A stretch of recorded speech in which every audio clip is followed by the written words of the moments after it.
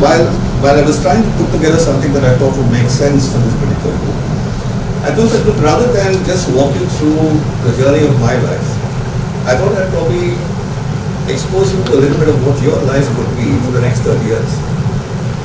And that's what I mean by calling the definitive 30. Let's face it, if you look at where you're going to be 30 years from now, between now and let's say 2050 or 2055, 30 years, you could well travel on the road well traveled. You could go on the road not traveled, a bit of both. But let's be absolutely clear, what choices you make in these 30 years is typically going to define a huge part of what your life will be. Are we good on that? So that's basically what it is. But when I look at you, I wish I were you. Simply because I think you're probably living in probably one of the most super exciting times that you can in India. Take a look at what people have to say. This is going to be India's decade, which is Morgan Stanley.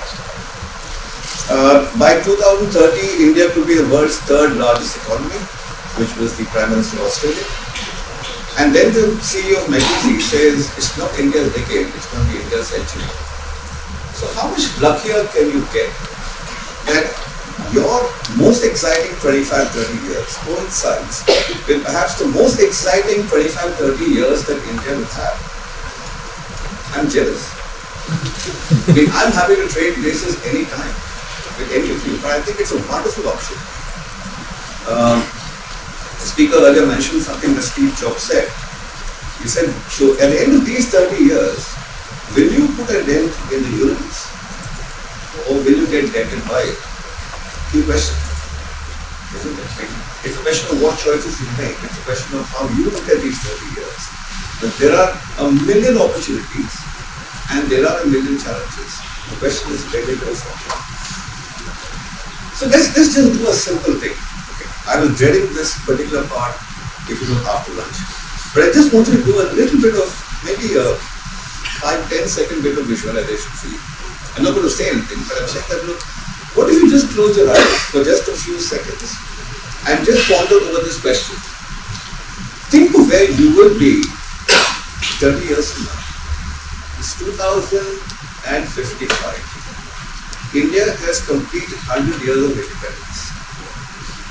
Okay. It's life like you have never known before. What are the images that come to your mind when you think of yourself at that time? Think about it. Just reflect on it. In just a couple of seconds, look at the images that come to you 30 years from now. You're in your 50s. You've had 30 years of a run.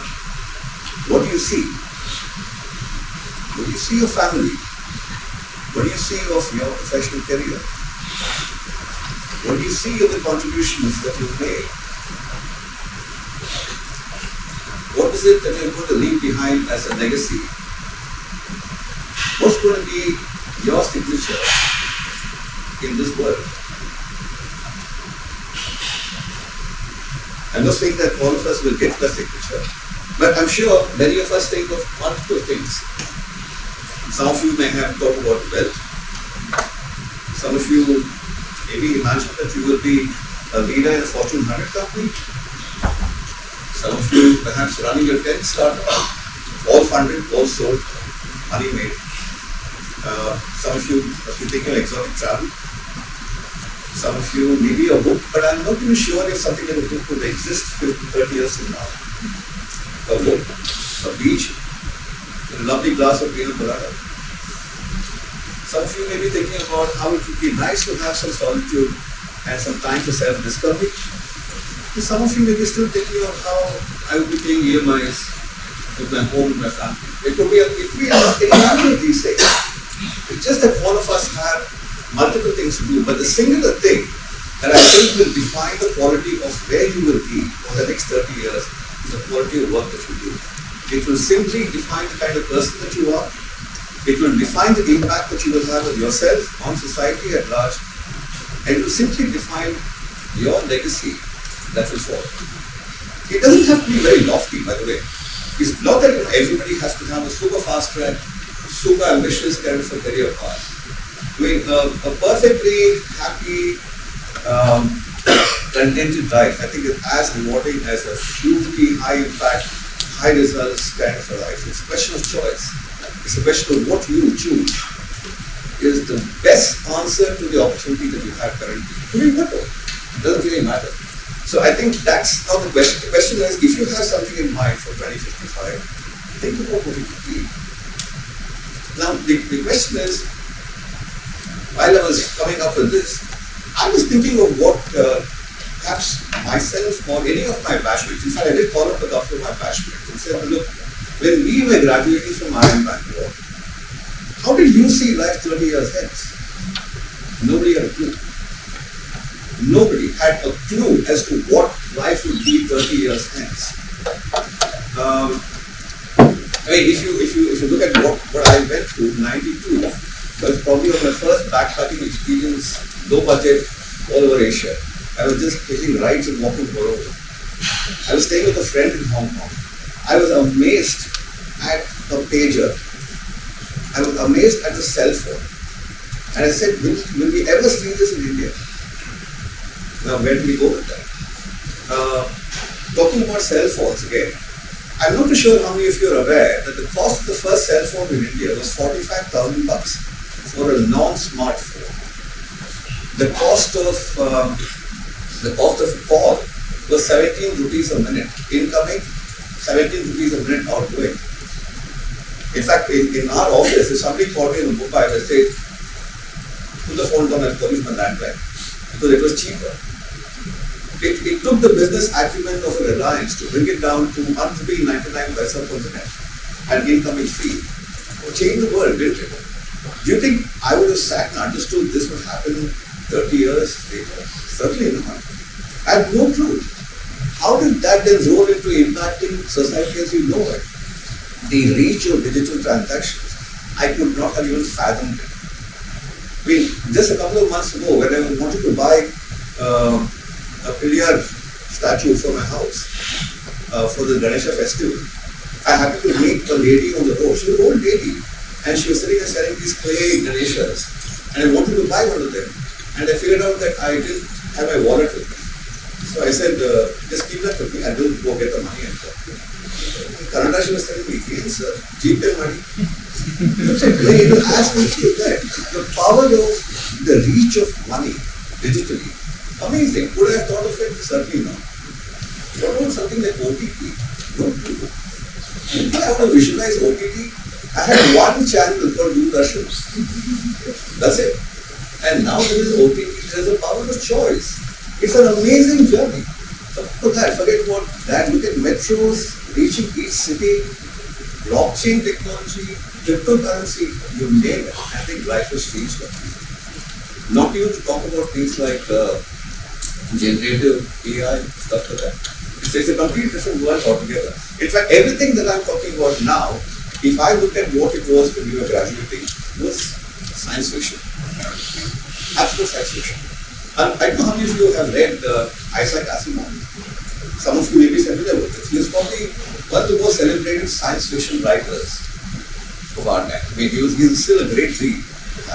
Passed away in 92. But at that point in time, whatever observations he made about society at large are still perfectly valid. I just thought I'd share a few of his, and I think all of them are absolutely applicable still. The saddest aspect of life right now is that science gathers knowledge faster than society gathers wisdom. Do you agree with that?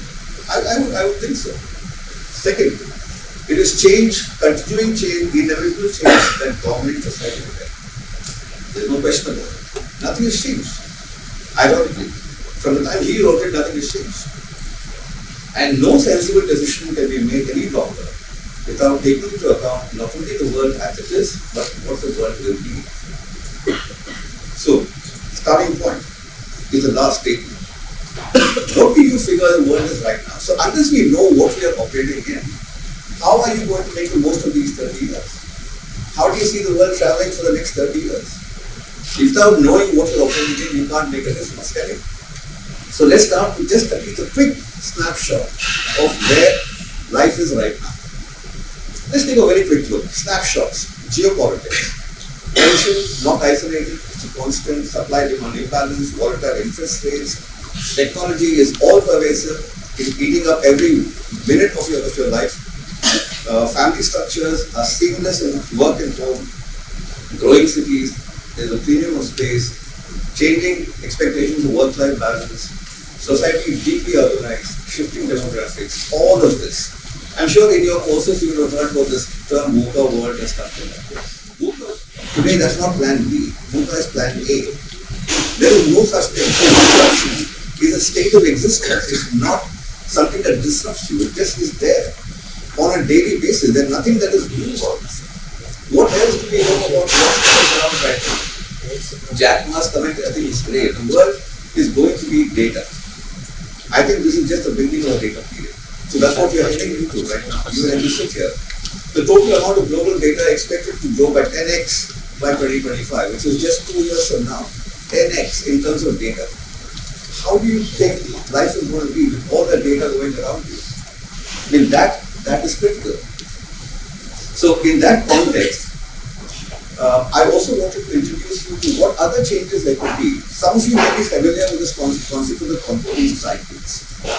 Not sure if you've heard of it, but Quantitative was a Russian economist who basically propounded, and I think it's a perfectly valid piece of theory, saying that there are economic cycles of 50 to 60 years that define prosperity depending on technological innovation. They have led the way in which the world has worked for periods of 50 to 60 years. The first phase was the steam engine for 50 years. It changed the way the world worked. The second came steel and railroads, changed the way the world worked. Third was electricity, changed the way the world worked. Then came automobiles, 50 years again, changed the way the world worked. And 1970 to now was defined as the information technology phase, which has changed the way the world worked. Now, according to his cycle and his wave, the current wave that is going to be defining your life for the next 50 years is going to be largely bioscience, biotech, health, and wellness. These are the trends that are there. There are mega trends at work. There are micro trends at work. So obviously there is a lot going on, isn't it? But if there is a lot going on, what can you do? You can't do much about what's going on out there, but you can perhaps do something about the only thing that you can work with is what you have in you. Isn't it? So there is a certain defining parameter of what works with you. So what works with you lies within you. Thankfully, in all these things that are changing, some things haven't changed at all, and that's the domain that I came from. If I look at human potential, it still remains a black box, which has a few defining parameters. So these are things that are working perfectly well for centuries now with people when it comes to human potential. So it's just these things that, so when I look at the cross-section of industry that I work with, this is all that people look at. When you are looking at careers and jobs, this is what people are looking at. What kind of a behavioral style do you have? Do you have a behavior which is suitable for a consultant, or a behavior suitable for an accountant, a behavior suitable for a salesperson? But each of you is gifted with a particular behavioral style. Have you realized it? Have you done something with it? What kind of skills and education do you have? What kind of work intelligence do you have? Again, it's a slightly technical term, but I want to make a distinction between what we all know as intelligence measured by IQ. And it was meant to be a test of academic ability and not necessarily work ability. I'm sure you see a lot of people who are academically very gifted, but who can't really translate that gift into great work performance. Haven't you seen it? Super brains, not necessarily at work. Work intelligence is a completely different construct. Emotional intelligence, culture preferences, your values and beliefs, and personal attributes. What are your personal attributes? For example, at work today, there are personal attributes like, do you have managerial courage?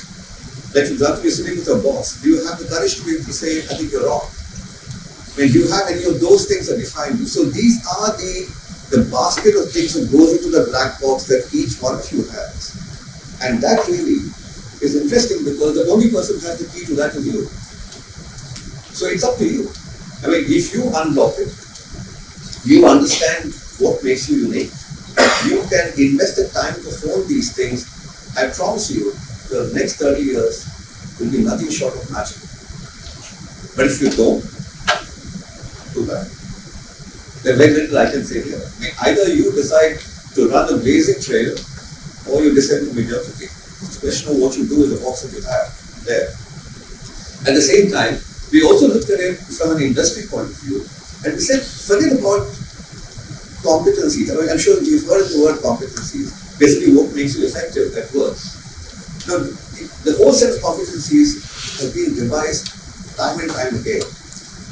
I think it is time for us to understand just a 5-year period from now to the next 5 years.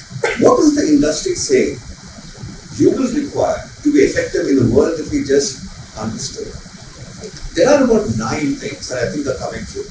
A, inescapable is your digital fluency. If you're not comfortable with data, you're not comfortable with digital fluency, you are not going to work out. It's as simple as that. You can't be a dinosaur in the data age. You just simply can't be that. So digital fluency. Curiosity doesn't need explanation. Critical thinking doesn't need explanation. Resilience. In fact, one of the earlier speakers spoke about how they come back from COVID time and so on.